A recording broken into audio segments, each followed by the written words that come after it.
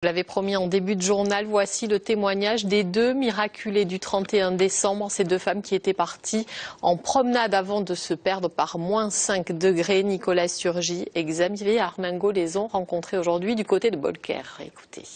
Et là, je vous entends crier, il va pas venir. Victorien et Maria José se souviendront longtemps de ce 31 décembre 2012.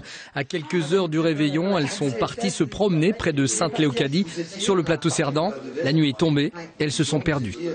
On était dans le noir et je sais pas, j'ai tombé, j'étais ringolée, je sais pas si c'était un ravin, si c'était un rocher ou quoi que ce soit, mais mon pied partait dans le vide.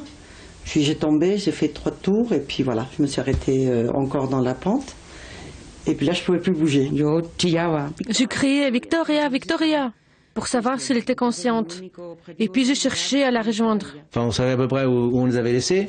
On savait aussi dans quelle zone elles étaient. Et puis on était incapable de faire quoi que ce soit, que d'appeler le 112. Il est 23 h lorsque les CRS de montagne localisent enfin les deux malheureuses, l'une indemne et l'autre souffrant de multiples fractures, toutes les deux très angoissées. C'est le désespoir de savoir que la nuit va arriver, que la température va descendre et qu'on ne pouvait pas bouger. On ne pouvait même pas chercher à l'abri parce que je ne pouvais pas bouger. Donc on allait mourir. J'entends les chiens. Et il devait être à 100 mètres, à peu près 100 ou 200 mètres même. On a commencé à crier comme des malades, ici, à qui.